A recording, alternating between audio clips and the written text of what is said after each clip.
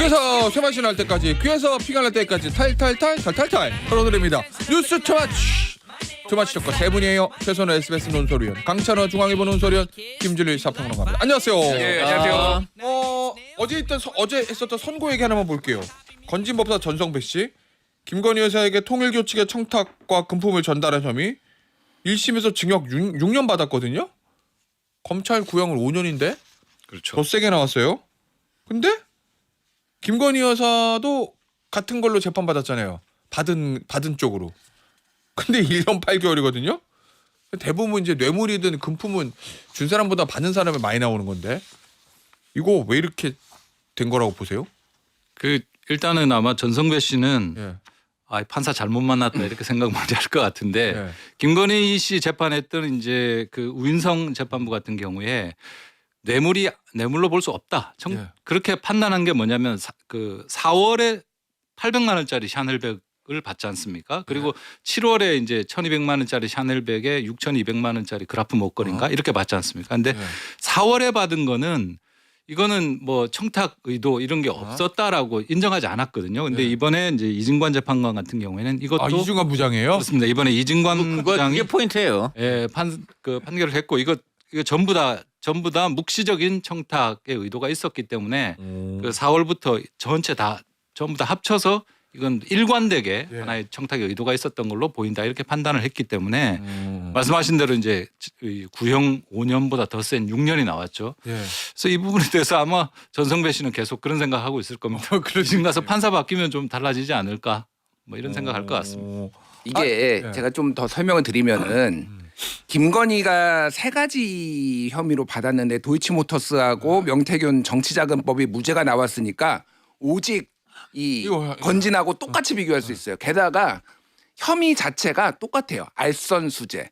알선수재라 하면 다 뭐 아시겠지만 법조인도 계시고 그러지만은 쉽게 얘기하면 공무원이 아닌 사람이 공무원이나 금융기관에 이제 청탁을 하려는 목적으로 받은 거잖아요. 로비스트 처벌법이지. 그러니까. 예. 그런데 둘의 성격을 보면은 사실 둘 다 알선수재인데 한 사람은 진짜로 전달자.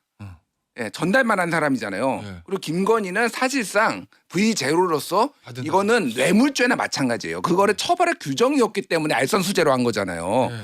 그냥 법리적으로 봤을 때 우리가 준 사람과 받은 사람 중에 누가 더 중하게 처벌을 받나요? 받은 사람이 훨씬 더 처벌을 받아야 돼요. 그러니까 그냥 상식적으로 봐도 이게 이상하다라는 거고 이게 논리가 2022년 4월에 있었던 800만 원대, 802만 원 상당의 샤넬 가방 이거면은 그 김건희 쪽에서는 그 재판부 우인성은 인정 안 한 거잖아요. 그리고 인정. 근데 800만 원이 인정이 된 거가 안 된 거가 형량에 영향을 안 미쳐요. 왜 그러냐면 알선수재죄는 기본적으로 5년 이하 징역, 1,000만 원 이상 이렇게 되고 이게 특경가법으로 넘어가도 3,000만 원이면은 3년 이상 징역, 5,000만 원이면은 5년 이상 징역, 그리고 1억 원이면은 10년 이상 징역, 무기징역 이렇게 돼 있어요. 그러니까 이게 총 가액이 지금 8,000만 원이 됐든 7,200만 원이 됐든 형량에는 영향을 주면 안 된다라는 거예요. 법적으로는 금액이 그렇잖아요. 다 5년 이상이구나. 이거는 그러니까 말이 안 돼요. 제가 보기에는 말이 안 되고 어느 쪽이 말이 안 돼? 그러니까 판사 복불복이라는 생각이 들고요. 일단은 이거는 판결이 말이 안 되는 얘기죠. 이게 일단은 저는 굳이 얘기를 하자면은 김건희를 너무 살살 때렸다. 이거는 그러니까 이거는 어쨌든 건진보다는 더 나와야 돼. 제가 뭐가 됐든 이거를 몇 년을 주든 만약에 건진이 그러면 1년이 나오고 김건희가 1년 8개월 나왔으면 차라리 납득이 되겠어요. 근데 이거는 이상한 판결이다. 지금 그러니까 이게 2심 가서 다 조정돼야 돼요. 제가 보기엔. 그러면 이거는 왜냐면 재판부마다 물론 판사 양형을 보는 기준이 다르고 또 뭐 유무죄도 다를 수도 있고 뭐 그렇긴 한데 이러면은 항소심 갔을 때 김건희 씨 항소심 그다음에 이 건진법사도 항소하겠죠 당연히. 당연히 항소하겠죠. 그럼 그 같은 재판부에 배당해서 같이 해야 되는 거 아니에요? 아유 그렇게 하면 안 되죠. 아니 그거야. 그런 정리가 거기도 또 다르면 말 나올 건데. 아니 그러니까 저는 이 판사가 좀 이분이 이상하다고 저는 생각합니다. 그러니까 둘 중에 하나 너무 다르니까. 그러니까 제가 볼 때는 이게 지금 이 알선수재라는 게 알다시피 이제 공무원이 아니고 민간인이 받을 때 이제 적용하는 거예요. 근데 알선수재 이 묵시적 청탁이라는 게 이건 너무 포괄적이고 추상적이며 또 적용하기 어려운 거예요. 왜 그러냐면은 묵시적 청탁이라는 말 그거는 그렇게 하면은요 다 뇌물이 되는 거예요. 무조건 묵시적 청탁을 포괄적으로 인정하면. 그렇기 때문에 묵시적 청탁은 어느 때만 인정하냐면 알선수재는 인정이 되지 않고 일반적으로 뇌물일 때 그러니까 공무원이 받을 때 공무원이 실제로 인허가권을 갖고 있는 공무원이 건축업자가 있습니다. 건축업자 실제로 지금 예를 들어 김만배 대장동하고 관련해서 또는 백현동 관련해서 그 성남시청 공무원하고 이미 얘기를 하고 있어. 그런데 그런 상황에서 갑자기 그냥 추석이니까 성입니다 하고 뭐 1,000만 원짜리 선물했다. 예를 들어 이러면 이거는 묵시적 청탁이라고 볼 수 있어요. 왜냐하면 지금 그 인허가권을 갖고 있는 사람하고 실제로 백현동이나 대장동 지금 현재 분양 갖고 인허가를 추진 중이니까 이런 구체적인 현안이 있을 때는 묵시적 청탁이라고 보는데 이 경우에는 없어요. 이게 지금 시점도 그렇고 그러니까 뭐 그 어떤 현안 갖고 내가 누구 좀 청와대 뭐 용산에 넣어주세요. 이런 것도 아니고 그러니까 이게 묵시적 청탁이라고 하기에는 너무나 적용하기가 어렵다. 그렇기 때문에 저는 굉장히 무리한 선거라고 봅니다. 네. 어쨌든 항소심에서 정리가 돼야 돼요. 이거 너무 다르면 같은 거에 대해서 형량이 너무 다르게 나오면 약간 불신이 아니 사법 이미 불신이 사법부에 생길 수 불신이 있으니까. 워낙 많아요. 아니, 그래도 사법부도 지금 보면 이재명 대통령 선거법도요. 네. 2심하고 1심, 2심, 3심이 다 네. 유죄 그렇게 갔지 않습니까? 아니 그거는 3심 제도가 있으니까 그럴 수 있는 거지. 요거는 같은 사건에 대해서 그렇죠. 같은 신고에서 네. 너무 이제 다르게 나오니까 그래서 항소심에서 정리가 될 거예요. 이건. 이진관 재판관과 그 우인성 재판관의 판결 두 개를 같이 보는 것이죠. 예. 같이 봐야 두 개가 같이 있는 게 현재 사법부인 것 같고 예. 저는 뭐 이진관 판사가 어찌 보면 우인성 판사가 내렸던 그 판결에 대한 자신의 의견까지 담은 어떤 판결이 아닌가 이렇게 생각이 되고 예. 그래서 그것이 네. 뭐 병합이 될지 어떨지 모르겠지만 그 전체를 하나의 사법부의 판단으로 그래서 보면 굉장히 되지 논란이 될 것 같고 둘째 요거는 분명한 것 같아요. 어쨌든 검찰이 때린 거에 비해 구형에 비해서 예. 왜냐면 조은석 이사 이분도 원래 되게 세게 때리고 예. 좀 그런 강골로 좀 알려져 있는 사람인데 여기는 민중이 특검이에요. 그러니까 죄송한데 그거 죄송한데 어쨌든 간에 특검은 검찰보다는 훨씬 더 강하게 이제 공격하는 이제 그런 성격이 있는 건데 그럼에도 불구하고 그 2배로 때렸다. 이건 분명히 어떤 그 논란 그 자체로서 있을 것 같습니다. 알겠습니다. 예, 항소심 보죠. 예, 어떻게 되는지. 자, 정치권 얘기를 본격적으로 해보겠습니다. 국민의힘 이야기를 해보죠. 장동욱 대표가 그제 이제 입틀막 의총이라고 불렸던 그 의총 이후에 이제 어제 아침에 채널A 유튜브에 나가서 여러 가지 이야기들을 많은 이야기들 했습니다. 주요 발언들 먼저 들어보죠. 예. 지금 절연에 대한 논쟁, 싸우는 그것보다 어려운 삶, 이걸 해결하기 위해서 어떤 방안이 있는지 그 답을 원하고 계십니다. 그쪽으로 우리가 전환해서 우리가 그 논의를 하자라고 하는 겁니다. 지방선거를 앞두고 위기감을 표현하는 건 좋지만 지금 위기와 문제에 대해서 과연 정확하게 진단하고 있는 것인지 저는 좀 이해하기 어렵고요. 대구 경북 빼고 다 지겠다라고 하면서 민주당의 그런 선언에 우리가 호응해 주는 듯한 태도로 우리가 선거를 치러서 이길 수 있겠습니까? 일단 주요 메시지들을 보면 국민들은 절연에 대한 논쟁보다 어려운 민생과 삶을 해결하기 위한 답을 원한다. 과거에 머무르는 건 민주당이 파놓은 프레임이다. 이거 맞아요? 그러니까 이제 장 대표의 현재 전국에 대한 진단과 해법이잖아요. 국민의힘 입장에서 지방선을 이기기 위한 첫 번째가 이거예요. 절연하니까 사람들이 또 의원들도 많이 얘기하는 절연에 대한 논쟁보다 어려운 민생과 삶을 해결하기 위한 답을 원하고 국민들은 절연 요구 등 과거에 머무르는 건 민주당에 짜놓은 프레임입니다. 이 말 맞아요, 김준일 평론가? 저는 장동혁 대표가 이제 스스로 가스라이팅하는 단계에 넘어서 좀 접어들었다고 생각해요. 스스로 가스라이팅. 무슨 얘기냐면 처음에는 본인도 약간 그런 생각을 안 했을 거예요. 절연이 좀 필요하지 않나? 뭐 이런 생각도 하고 뭐 중도 확장을 위해서 그런데 이제 노선을 결정을 했잖아요. 지난번에 윤석열 1심 다음에 220 예. 친호헌 뭐 호윤 선언이라고 얘기하더라고요. 호윤 선언 220 호윤 선언 이후에는 예. 명분을 만들어야 될 거예요. 논거를 만들어야 될 거 아니에요. 그러니까 지금 어려운 민생과 삶을 해결해주길 원하지 절연을 원하는 건 아니다라고 주장을 하는데 그거는 그냥 데이터가 보여주잖아요. 뭐 제가 여기서 수치를 다 말씀해주지 네. 않겠지만 국민의힘 당 지지율이라든지 아니면은 지방선거와 관련해서 지금 후보들 간에 뭐 이런 거 보면은 네. 대구 경북 빼놓고는 승산을 장담할 수가 없고 패배의 그림자가 짙게 드리워졌거든요. 그거를 설명을 해야 돼요. 그러면 국민의힘이 민생을 충분히 안 해가지고 이렇게 된 것이냐에 대해서 근데 의문이고 또 하나는 민생을 얘기를 해도 그거에 눈길이 안 가요. 그게 핵심이잖아요 지금. 아무리 민생을 얘기하고 지금 뭐 다주택자 뭐 대통령하고 설전 벌이면 뭐 그냥 합니까? 간다 글로. 다 계속 절연 이 얘기를 하고 있는데 그럼 그거를 먼저 해결하는 게 상식이잖아요. 네. 근데 그걸 할 생각이 없다라는 거를 계속 확인한다. 좀 갑갑하다. 제가 보기엔. 스스로 가스라이팅을 하고 있다. 예. 우리 강찬호 의원 어떻게 보세요? 똑같은 얘기예요. 아, 그래요? 아니 예를 들어 경찰청장이 음주운전해서 이제 완전히 그 지위 쫓겨나고 했는데 예. 그러면 그 밑에 경찰들이 말입니다. 음주운전 단속할 제대로 할 수 있습니까? 예. 그때 어떻게 해야 돼요? 경찰 그 남은 수뇌부들이 예. 우리 전 청장님이 이제 이런 무리를 빚어서 너무 죄송하고 절대 안 하겠고 이분 앞으로 정말 이분은 법에 따라서 엄벌 받아야 됩니다. 이런 소리를 해야 되지. 네. 그래야 그다음에 이제 음주운전 해도 기강이 쓰지 않겠어요. 또 음주운전 단속을 해도 안 그러겠습니까? 그런데 지금 국민의힘은 그걸 더군다나 당대표라는 사람이 그걸 지금 거부를 하고 있으니까 네. 좀 전에 지금 얼마나 이재명 정부에 야당으로서 태클 걸 게 많아요. 당장 지금 며칠 전에 김민호 산림청장부터 시작해서 태클 걸 게 무지 많아요. 그런데 오히려 제가 보니까 그 산림청장 경지는 이재명 대통령이 국민 여러분 저 잘했죠. 거의 그런 식으로 나왔어요. 이 사람 보니까는 법을 어겨가지고 내가 아주 그냥 딱 정적 경질했습니다. 이래버리고 끝내버리잖아요. 사과도 안 해. 이런 경우가 어디 있습니까? 그런데 여기에 대해서 국민의힘이 지금 뭘 했어요? 아무것도 못하지. 예. 그러니까 이런 것들이 전부 좀 전에 말한 대로 본인 몸에 오물이 묻어 있기 때문에 야당 역할을 못 하고 있는 거예요. 그럼 오물을 털어내야지. 그런데 그걸 못 하고 있으니까 그렇고. 예. 그다음에 지금 제가 최고위원 회의 풍경 하나만 말씀드리면 예. 그 소위 그 전륜과 절연하지 않은 것이 문제다라고 해버렸잖아요. 예. 그 전륜 세력과 절연해야 된다 그랬잖아. 그 이제 망언이라고 저는 봅니다. 망언.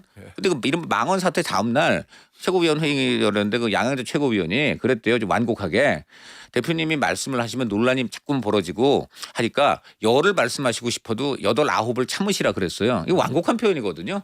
그런데도 김민수 최고위원이 양 의원님 그만하시죠 이제. 그만하시죠. 예. 그다음에 옆에 또 조강한 최고위원 이분 지명직이잖아요. 이분하고 김영수 씨가 그랬대요. 어제 발언 정말 잘하셨습니다. 절윤과 그러니까 예를 들어 무죄 추정 원칙하고 절윤을 네. 말하는 세력과 절연해야 된다 이거. 그 발언 아주 잘했습니다. 지금 보니까 댓글 보니까 잘했다 좋다 이 반응 마구 올라오고 있어요. 잘하셨습니다. 그랬다는 거예요. 어디 댓글을 봤대요? 모르죠. 뭐 인터넷이나 무슨 댓글을 봤는지 모르지만 하여간 댓글 보고 반응을 보니까 어제 대표님 발언 정말 잘했다 이런 반응 좋습니다. 아주 잘하셨습니다. 이런 얘기를 했다고 하는 거예요. 그 양양자 최고위원의 완곡한 비판을 김문수 최고위원이 막았다. 그냥 그만하시죠 하고 그다음에 그거에 이어서 아까 말한 대로 김민수 조광한 이런 분들은 어제 발언 잘했다. 지금 댓글 보니까 반응 좋다. 잘하시고 계십니다. 지금 자유당 말기에 이승만 대통령한테 잘 돼갑니다. 그런 거 있잖아요. 잘 돼갑니다. 만사형통 이런 상황들이 지금 당내에서 이어지고 있는데 오늘 보니까 이제 뭐 그런 상황이에요. 정말 기가 막힙니다.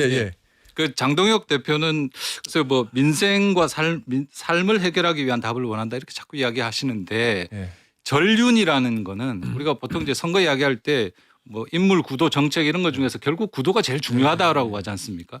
그러니까 윤석열과 절연하는 문제는 그 구도와 관련돼서 전체 판에서 굉장히 중요하기 때문에 그 얘기하라고 지금 하는 건데 자꾸 엉뚱하게 민생 얘기하면 좀 잘못 맞추고 있다라는 생각이 들고 장동혁 대표는 아까 뭐 가스라이팅 말씀하셨는데 스스로도 가스라이팅 할 정도로 그러니까 뭐 비유하자면 호랑이 등에 올라타서 내려올 생각도 자신도 없는 것 같아요. 그러니까 윤 어게인이라는 세력 이게 호랑이인지 야수인지 뭔지 모르겠습니다만은 그 위에 올라타서 지금 가고 있는데 떨어지면 죽는다 이런 생각을 했고 지금은 윤석열 없는 윤 어게인을 자신이 인수할 수 있다. 길들일 수 있다.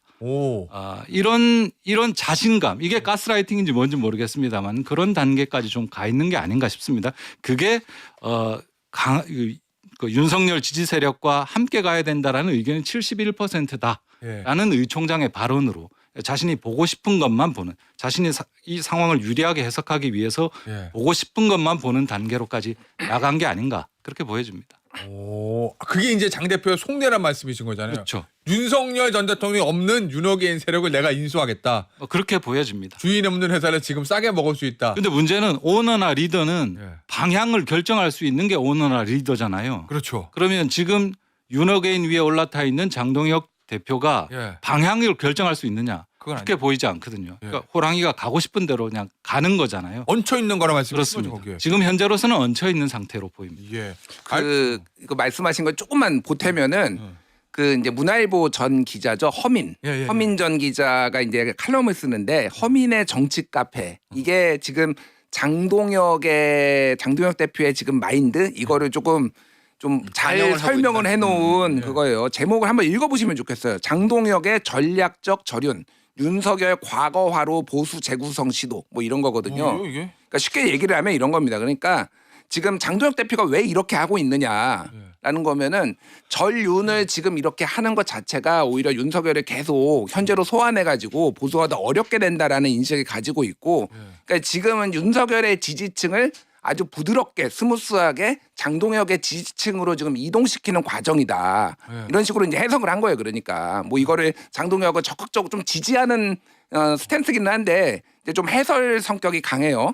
뭐 그런 식으로 이제 이해를 할 수도 있겠다라는 건데 그러면 예. 문제는 뭐냐면은 그러니까 당장 이게 이를테면 선거가 길고 막 이러면은 이게 가능한데 당장 지방선거에서 이게 성적을 낼 수 있느냐 지금 그 답을 내놓으라는 거잖아요. 중진들도 답을 내놓으라는 거고 대한과 미래도 답을 내놓는 거라고. 거기에서 근데 이제 궤변들이 나오는 거잖아요. 그러니까 이길 수 있다. 우리가 투표율이 낮으면은 이길 수 있다 이런 얘기가 나와요. 근데 지방선거 2018년 지방선거가 60.2였거든요. 예. 그리고 2022년 지방선거가 50.9였어요 그때. 예. 그러니까 10% 포인트가 빠졌어요 그때. 그래서 국민의힘이 이겼어요. 그럼 제가 말하는 거는 이번 지방선거 투표율이 예. 2022년에 가까울까요? 2018년에 가까울까요? 12년. 2018년에 가깝겠죠. 왜냐하면 2017년 대선 예. 그 탄핵되고 대선 17년 대선. 그렇죠. 그리고 2018년에 지방선거 딱 열렸잖아요. 1년 만에. 그때랑 매우 흡사하게 지금 갈 가능성이 높은 거예요. 그러니까 이게 그래서 굉장히 희망 회로를 돌리고 있다. 투표율이 낮으면 우리는 지지층 결집만 해도 이길 수 있다라는 건데 그런 근거가 없어요. 그러니까 그거는 오로지 희망사항만 얘기하고 있다. 아니 근데 그 허민 논설위원 칼럼에 분석한 거에 따르면 윤석열 전 지지층을 완곡하게 절연하면서 본인 지지 흡수해 가고 있다 이거잖아요. 네. 그러면은 본인만 좋은 건데 당은 별로 안 좋고 그렇지 않아요? 아니, 그러니까 그 제가 얘기예요, 그 말을 말한 거죠. 그러면 당이 선거에서 저도 그 지지층만 나는 다 데리고 오면은 앞서 최 의원 얘기하신 대로 그거만 내가 싹 인수하면 나는 어쨌든 기반이 생겨 요거잖아. 본인만 좋은 건데 그러면? 그래서 이제 지선 승리가 목적이냐 아니면 이제 당권 유지가 목적이냐 지금 좀 그 사이에 있는 것 같은데 지선에 지더라도 당권을 유지하려고 하는 거 아니냐 뭐 그런 얘기들이 그래서 나오는 거예요. 그게 제일 지금 심각한 문제입니다. 예. 좀 가장 지금 사실 눈길은 이제 지방선거는 이래 가면 참패고 예. 문제는 지금 이렇게 가면 참패인데 대표가 왜 저러나 하면은 저거는 참패를 해도 계속 당권을 유지할 생각이 아니라면은 예. 저렇게 참패로 가는 길을 그냥 순순히 갈 리가 없다라는 결론에 이르거든요. 예. 그러면 뭘로 도대체 그 참패 이후에 계속 당권을 유지할 것인가? 좀 전에 얘기한 대로 그 뭐 자기 지지 당원세를 하는 것도 있고 예. 명분도 만들겠죠. 예를 들어 뭐 어차피 질 거였다. 뭐 내가 아니었어도 졌다 이런 것도 있고 또 하나는 이것도 정말 사실 어떻게 보면 문제가 되는데 뭐 오세훈이라든가 한동훈이라든가 이런 사람들이 계속 내부 총지? 내부 총질하고 막 제밥 뿌려가지고 뿌려서 이렇게 됐다. 예. 알겠습니다. 심각합니다. 아니 동아일보의 그 청광함 논설 주간이 쓴 칼럼을 최근에 보니까 장 대표가 왜 이러는가 네. 가능 세 가지 중에 하나다. 1. 이러기 싫은데 윤호개인 세력이 시켜서 어쩔 수 없이. 네. 2. 진짜 이렇게 해도 지방선거 이길 줄 알고 믿으니까. 3. 지방선거 져도 좋다. 나는 당권만 유지하면 돼. 그 셋 중에 하나일 거다. 3번이 네. 상당히 유력하네요. 저는 그렇게 봅니다. 예. 두 분은 뭐가 유력해요? 셋 중에서? 근데 이게 이제 좀 그러니까 당권파의 생각을 좀 더 제가 설명을 드리면은 네. 옛날에 2017년, 2018년 때를 회고를 한다라는 거예요. 그때 무슨 얘기를 하면 2017년 3월에 대선을 앞두고 홍준표 대선 후보가 뭐라고 했냐면은 박근혜 대통령에 대해서 야, 춘향인 줄 알았더니 향단이더라. 있었어. 맞아. 이런 얘기를 했고요. 그래서 이제 박근혜랑 선을 그었잖아요. 예. 그리고 그해 10월달에 당 대표 이제 홍준표 대표가 제명했어요. 예. 박근혜를. 그러니까 당권파에서 무슨 얘기하냐면 야 제명해도 지었잖아. 그러니까 오히려 지금은 지지층은 뭉쳐야 된다. 뭐 이런 얘기, 이런 논거들을 하더라고요. 그러니까 이게 어떻게 해도 쉽지 않다라는 거를 본인들이 사실 알고 있는 거예요. 그러니까 지금. 알겠습니다. 아니 근데 어제 이제 보니까요. 최 의원님. 예. 중진 의원들 4선 이상 한 18명인데 한 어제는 14명을 만났다던데. 이 당대표 면담을 요청했거든요. 네. 그러니까 보니까 이종배 의원 얘기 들어보면 뭐 통일된 의견을 가지고 있는 건 아니고 만나서 각자 이제 얘기를 하겠다 뭐 네. 이런 얘기던데 이거 누가 주도한 거예요? 어떻게 흘러가는 거예요 이 모임? 현장 기자한테 물어보니까 예. 현장 기자의 첫 반응이 떠밀려서 하는 것 같은데요. 떠밀렸어. 뭐 이런 반응이었습니다. 그러니까 현재 분위기가 당내 이제 이대로 가면 안 된다라는 분위기가 있고 예. 뭐 소장파들이 모여서 뭐 의총 요구해서 열었는데 뭐 이틀만 의총이다 이런 얘기까지 나오고 있는 상황에서 중진들 뭐 하냐 이런 얘기들 속에서 좀 이루어진 것 같고요. 예. 그 모임의 면면들을 보면 나경원 의원도 있고 윤상현, 권영세, 다 김기현 다 있거든요. 도경태. 그렇습니다. 그래서 그 자리에서 민심을 듣고 전달하는 그런 면담을 요청했다는 거지 않습니까? 예. 그래서 면담을 안 하면 혹은 이야기를 안 들으면 어떻게 하겠다는 게 없어요. 그렇기 때문에 이게 어떤 국민의힘 내에서 어떤 상황을 변화시키는 결정적인 계기가 될 것 같은 예. 그런 기대는 안 보입니다. 주도자는 누구예요?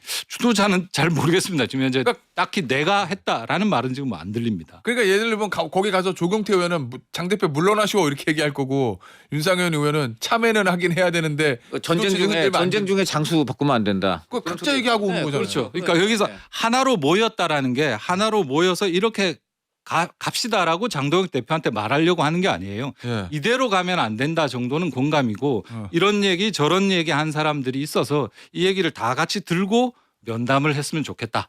이 얘기입니다. 그래서 오늘 의총이 또 열리지 않습니까? 예. 그럼 예를 들어서 오늘도 해요? 오늘도 의총 열릴까? 왜냐하면 의총은 소집 요구를 했고 아. 일정한 요건을 갖춘 아, 열려야 대한과 됩니다. 미래에서? 그렇습니다. 예, 예. 대한과 미래에서 했기 때문에 예. 의총이 열리게 될 겁니다. 예. 그러면 만약에 중진들이 하나의 의견, 장동혁 대표가 이렇게 바뀌어라라고 의견을 모은 거면 그 자리 가서 중진 대표가 말을 해야 되겠죠. 예. 근데 아마 그러기 힘들 겁니다. 또 가면 그 자리에서는 각자가 하고 싶은 얘기 하는 식으로 뭐 가지 그렇겠죠. 않을까. 그러면은 그저께 의촌에서는 당면 개정 안 하기로 한 당면 개정 얘기 80분 하다가 끝났고 어제는 그래도 조금 얘기가 나온 것 같아. 어제도 이제 입법에 관련된 얘기 있잖아요. 네. 그럼 오늘은 대한감일에서 의총을 요구했으니까 대한감일에서 요구하는 의총은 이 노선 변화 이게 네, 이제 비밀 진짜 투표 해가지고 주제잖아요. 네, 비밀 투표를 해서 어. 노선 변경을 할 거냐 말 거냐 비밀 투표하자. 그래서 전 의원들이 저는 비밀 투표를 하자는 거죠. 예. 과연 받아들여질지는 의문인데 예. 어떻게 보면 또 표계산 잘 해가지고 예. 장동 대표가 받을 가능성도 아주 배제는 못해요. 아, 그래요? 그러나 제가 볼 때는 어떤 뭐가 되든 지금 이런 정도의 그 어떤 문제 제기로는 예. 장동혁 대표의 노선이나 이런 것을 바꿀 수 없습니다. 지금 보십시오. 그저께 의총 보면은 그게 의총이 아니고 필리버스터. 장동혁 얼마 전에 그분이 필리버스터 기록 세웠잖아요. 예. 그 의총도 필리버스터를 한 거예요. 보니까 그 3-4시간 하는 것 중에 거의 3시간 반을 지금 뭐 당면 개정이니 뭐니 그 의미도 없는 거 거기다 다 해야 하고 맨 마지막에 딱 20분. 예. 그래갖고 2-3명 정도가 이제 그 비판 발언 하니까 장동혁 대표가 답변하자마자 딱 1시 땡 하니까 그날 또 이 상임위가 많았어요. 의원들이 의총을 더 할 수가 없어. 일부러 그렇게 한 거고 또 하나 정말 나는 제가 정말 어제 기가 막힌 건 그 당면 개정할 때 첫 번째 순서에 뭘 했습니까? 대학생들을 내세웠어요. 예. 젊은 대학생들 나와서 프레젠테이션 하니까 야 이거 좀 그만두고 빨리 지금 장동혁 대표 문제부터 논의하자. 이 말을 못하게 한 거야. 알겠습니다. 광고 듣고 3부로 돌아올게요. 죄송합니다. 자, 어쨌든 뭐 대한과 미래에서는 뭐 전당원 투표 의원들 비밀 투표하자는 거고 그다음에 일부에서는 또 뭐 장 대표 내려와라 뭐 이런 얘기들 뭐 그러니까 뭐 조경태 의원들에 몇 명이 하고 있는 것 같긴 한데 대부분의 영남 중진들은 조용하잖아요. 그렇죠. 예. 그 의원, 아까 제가 진짜 궁금한 게 의원들이 생각을 얘기를 해야 되는데 조용하고 의원 중에서 말 안 하고 그냥 조용하면 무슨 생각인 거예요? 그 중진들이랑 영남 특히 이제 언더찐 뭐 이런 사람들의 그러니까 생각. 중진들 같은 경우에는 이번 선거를 이미 이기기 어렵다고 보고 있는 게 아닌가 이미 이렇게 생각됩니다. 그래서 만약에 지금 장동혁 대표가 윤호개인을 업고 예. 지금 어떻게 보면 그 새로 들어온 당원들 그 72만에서 지금 120만까지 한 40만 명 이상 새로 들어왔지 않습니까? 예. 이 사람들을 업고 표로 붙으면 이길 자신이 있다. 이게 이제 직을 걸고 이야기해라. 이걸로 나타난 거 아닙니까? 이런 상황에서 만약에 장동혁 대표를 뭐 끌어내리고 새로운 형태의 비대위 체제를 가지고 선거를 치르면 예. 지금보다 훨씬 더 승산이 있다. 이런 확신이 있으면 중진들도 막 흔들겠죠. 너 근데 내려와 그러고 그렇습니다. 근데 지금 가장 결정적인 게 뭐냐면 저는 이제 이 생각하는데 2024년 12월 14일 예. 탄핵 표결 직후에 있었던 국민의힘 의총 생각해 보십시오. 오. 그때 한동훈 대표가 나와서 예. 탄핵은 불가피합니다. 예. 윤석열 대통령은 더 이상 직무 수행이 불가능하다고 생각합니다라고 말했을 때 예. 그때 앉아 있었던 의원들이 어떻게 했습니까? 물병 날라가. 벌떼같이 일어나서 생수병 던지고 아니다. 직무 수행이 불가능한 건 당신이다. 예. 이러면서 그 회의 끝나고 그 최고위원들 다 사퇴하고 예. 그때 장동혁, 진종호 다 사퇴하면서 어. 이틀 뒤에 장동혁 체제가 무너졌어요. 한동훈 한동훈 체제가 무너졌습니다. 예. 그런 정도로 붙어도 예. 지금 장동혁 대표는 잘 안 물러날 겁니다. 버틴다. 버틴다. 네. 그런데 지금 중진도 그렇고 네. 뭐 소장파인지 아니면 비당권파인지 모르겠는데 이분들도 정말 이렇게 그런 죽을 각오로 이순신 장군이 말했잖아요. 죽으려고 하면 살 거고 살려고 하면 죽는다 그랬는데 그럴 죽을 각오 뒤가 없다는 각오로 붙는 게 안 보이니까 예. 그러면 상황 변화는 좀 어렵지 않겠는가 이렇게 보여집니다. 이대로 쭉 예. 간다. 의원들 뭐 몇 분 얘기 들어보면 굉장히 좀 비슷한 건데 그냥 본인들이 여기저기서 한마디씩 얻는 분들은 알리바이를 지금 만들고 있다 이렇게 보시면 될 것 같아요. 네. 알리바이를. 왜냐하면은 그때 왜 침묵했냐. 당이 이렇게 어려운데 망할 거 알았는데 그러니까 지금 당 상황 어려우니까 중진들도 한마디씩 하는 거잖아요. 저는 윤상현 의원이 정말로 이 당의 정체성을 정확하게 보여준다. 어? 윤상현 의원이 네. 윤상현 의원이 진짜 그 상황에 필요한 말만 자기가 하고 있어요. 예를 들면은 윤상현 의원이 그 윤석열 대통령한테 편지 보내가지고 네. 전원을 해가지고 사과 좀 대국민 사과를 해야 된다 막 이런 얘기 했거든요. 그런 얘기를 했으면 사실은 이거는 친윤하고 절연해야 되는 이런 걸로 해석이 되잖아요. 근데 최근에는 또 당대표 흔들면 안 된다 이렇게 얘기했고 예전에는 뭐 계엄이 또 필요하다는 얘기하고 있고 뭐 관저에 있을 때는 작년 1월로 가면은 막 대통령 찾아가가지고 하고 있고 그때 필요한 상황에서 사람들이 원하는 쪽으로만 계속 움직이고 있거든요. 정확하게 지금 국힘 의원들이 다 그렇게 움직이고 있다. 그래서 제가 보기에는 이미 패배의 그림자가 짙게 드리워져 있어요. 이기기 무슨 수를 써서라도 이기기 힘들다. 그래서 그냥 각자 도생 그리고 알리바이만 만들고 그 이유를 지금 대비하고 있다. 이 정도 보면 될 것 같아요. 그 국민의힘 중진들이 침묵하는 본질이 뭐냐라고 예. 제가 좀 초선 의원들 좀 물어봤어요. 예. 그랬더니 결국 가장 심연에는 어.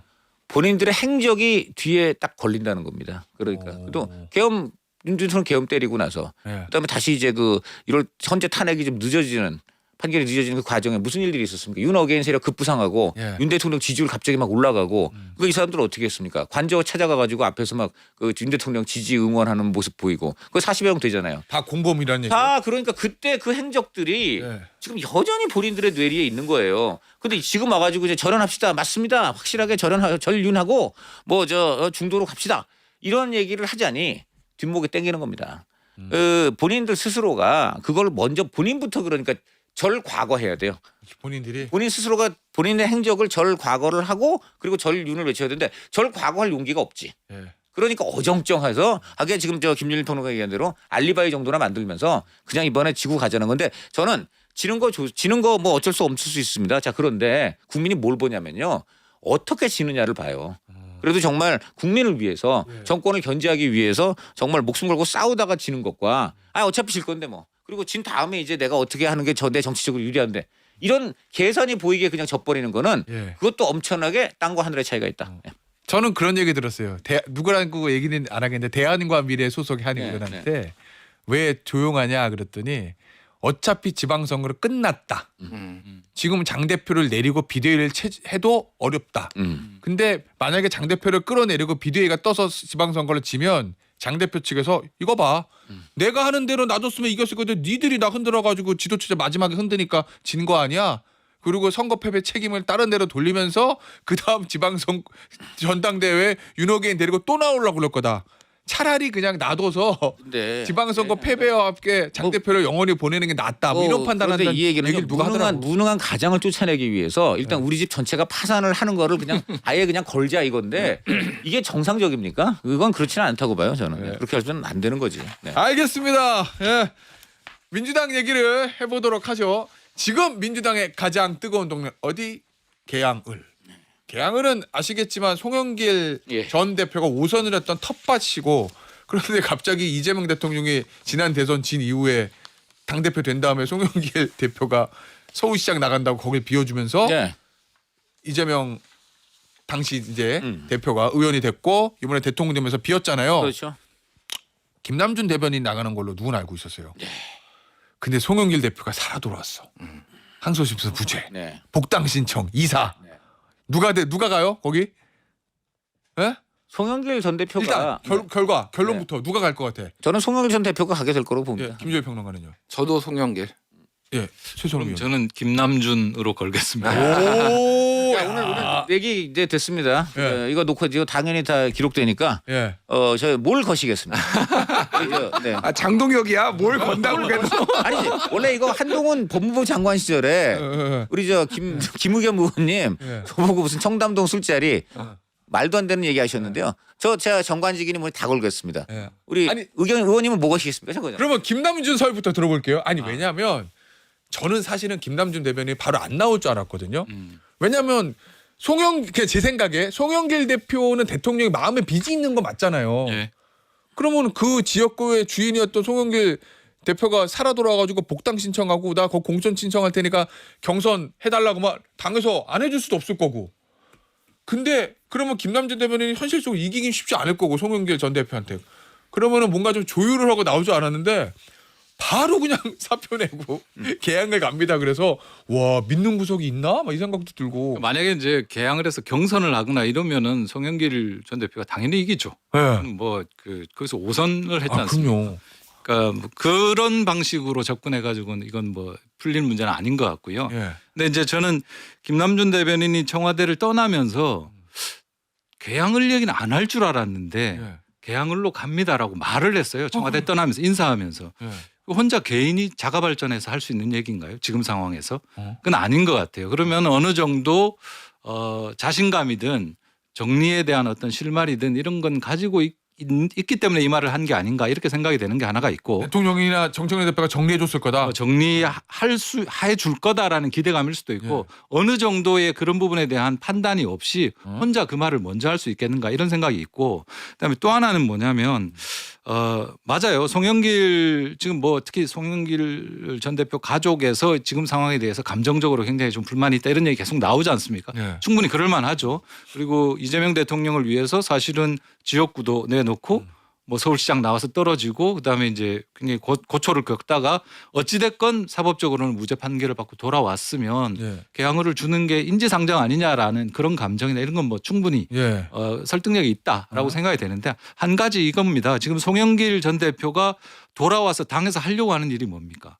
당대표. 친명 좌장의 역할을 하려고 하는 거지 않습니까? 어떻게 보면 송영길 전 대표가 대부분 다 지금 어떻게 보면 뭐 지방선거 나간다 그러고 그 입각해 있고 이렇게 해서 당에서 보면 어떻게 보면 정청래 대표에 맞서는 중심이라고 할 만한 인물이 없어요. 예. 그 역할을 지금 송영길 전 대표가 들어와서 하겠다. 이 역할을 지금 계속 펴고 있지 않습니까? 예. 자, 근데 이 역할을 할 사람이 예. 개항을 나오겠다고 청와대 대변인 김남준을 꺾고 쫓아보내고 자기가 거기를 차지하는 그런 모양새로 국회에 입성한다.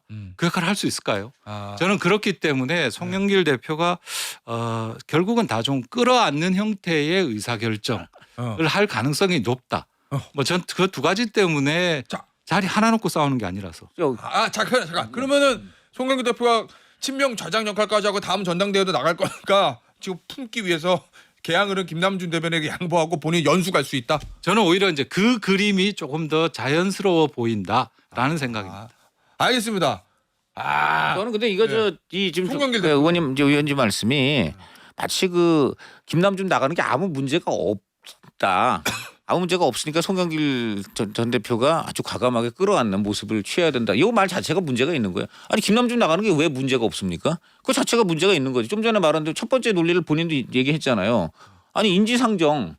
그 송영길 전 대표가 말입니다. 아시다시피 서울시장 나간 거는 저는 심청이 수준의 그 희생을 한 거예요. 심청. 송청이라고 하는데 송청. 왜 그러냐? 인당수에 몸을 던졌는데 공약비 300도 안 받고 던졌어요.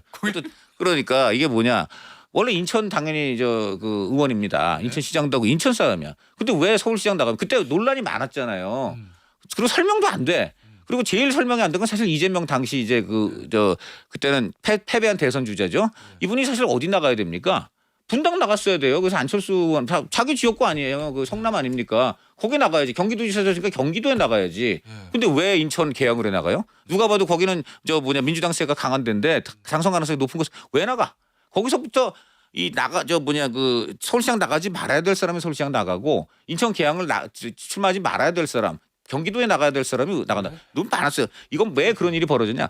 그것은 간단합니다. 송영길 전 대표가 양보했기 때문이에요. 예. 그러니까 저 계양을 내주고 본인은 당선 가능성도 극히 희박한 서울시장에 스스로 몸을 던지는 이런 일을 했기 때문이기 때문에 그때의 누가 봐도 이것은 송영길 전 대표가 자기 희생 양보한 것이고 비화도 있습니다. 비화? 비화는 뭐냐면 뭐 이걸 여기서 얘기해야 되나 모르겠지만 여기서 해야죠. 비화는 해야 돼. 뒷감당 송영길 전 대표가 당시에 그 대선 끝나고 예. 그 대선 패배하자마자 이 비명계 그때 송영길 전 대표는 그때 대표죠. 예. 이분은 그때 완전히 친명 대표로 그냥 악명이 높았어요. 그러니까 막 노골적으로 이재명 후보 봐줬다 이렇게 됐는데 그렇게 되니까 어떻게 대선 패배하자마자 당연히 비명계가 들고 일어나서 예. 대표 당신도 사퇴하라. 사퇴했어. 그런 다음에 전국 사찰을 떠돕니다. 예. 뭐 해인사 어디. 그래서 하여간 영남의 모 사찰에 집거하고 있는데 예. 친명 핵심 누구라고 얘기하지 않겠습니다. 하여간 친명 핵심 2명이 찾아옵니다. 찾아와서 이대로 가면 이제 이재명 패배한 대선 주자 이분은 죽게 생겼다. 네. 그렇죠. 죽게 생겼죠. 이제 윤석열 집권하면은 검찰 칼날 날아든다. 큰일 났다. 예. 살려달라죠. 그래갖고 지금 분당 뭐 비어서 안철수 나오면서 안철수가 야 이재명 나와 붙자 이러는데 분당 나가면 진다. 그러면 완전 이제 희망이 없다. 이렇게 얘기를 한 겁니다. 양보해달라 계양을. 그럼 그 얘기죠. 그런데 그리고 동시에 그 얘기를 했겠죠. 서울시장 당선 가능성 있다. 왜냐하면 정권 견제 심리가 있기 때문에 예. 할 수 있다. 이래서 송영길 전 대표가 고심 끝에 그래요.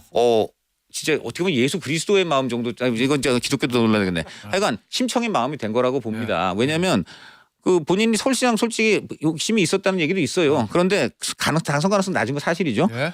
그런데 자기 꿀지였고 그 내주는 국회의원 많지 않아요, 당연히. 그런데 거기서 야 나는 그냥 지역구 이르는 수준이지만 이재명은 죽는다. 예. 살려줘야 될 필요가 있지 않겠나. 알겠습니다. 굉장히 그런 마인드로 했다는 겁니다.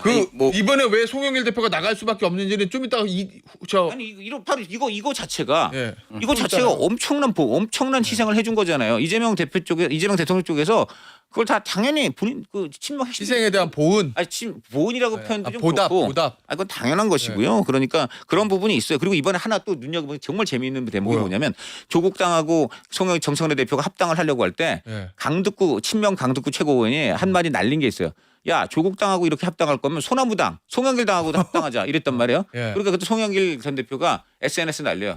좋아요 날립니다. 그래요? 네. 알겠습니다. 예. 아니 뭐 짧게 얘기를 할게요. 그러니까 너무 미화를 하신다. 그 당시에 정세적 판단에 있어서 결과론적으로 송영길 의원하고 친분이 있으신가 저는 뭐 이렇게 이 생각이 들 정도로 당시에 대선 졌잖아요. 2022년에 그때 당 대표가 누구였습니까?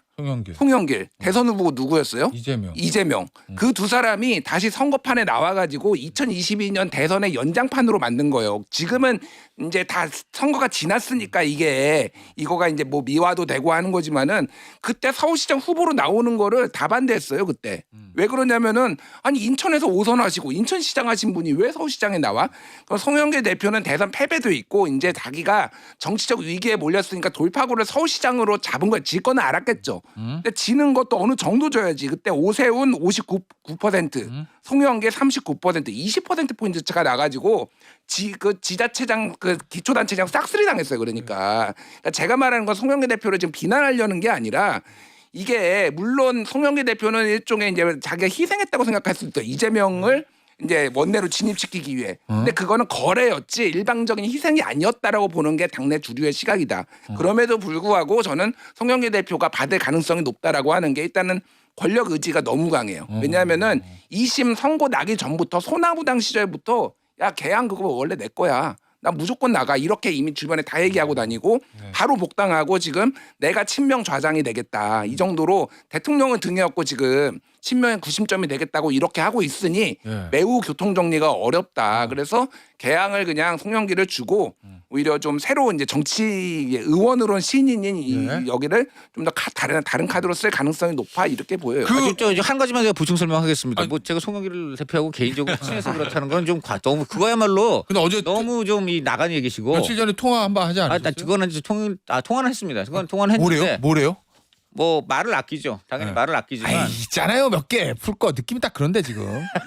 그러니까 계양을 나가셔야죠. 계양을 당연히 해야 되느냐. 아 그래 내가 좀 생각해 볼게. 그런 정도 얘기했어요. 생각. 에이 근데 아닌데. 잘 보세요. 느낌이 맞아요. 맞는 얘기고요. 있는데 아직은 제가 볼 때는 몸을 이제 풀어야 되는 이런 부분도 있겠죠. 왜 그러냐면 사실 있어요? 아니 지금 사법 리스크 겨우 막 풀려는 사람이고 그러니까 지금 제가 볼 때는 아니 선고 포기했으니까 끝났잖아요. 지금 무죄 확정이. 아니, 그렇죠. 끝났지만 네. 거기에 이제 뭐라 그럴까 진입 단계가 그러니까 있는 제 거지. 얘기는 이거 그래도 김남준 대변인은 저렇게 세게 나오는데 이거 대통령 제가 이건 말씀드릴게요. 걱정되는데 이거예요? 아니요. 그럼 아니면 이거 말고 송영길 전 대표가 저보다도 훨씬 친한 언론이 있어요. 네. 그 언론인하고 통화하면서 계양을이 누가 나간다는 얘기가 있는데 그게 말이 됩니까?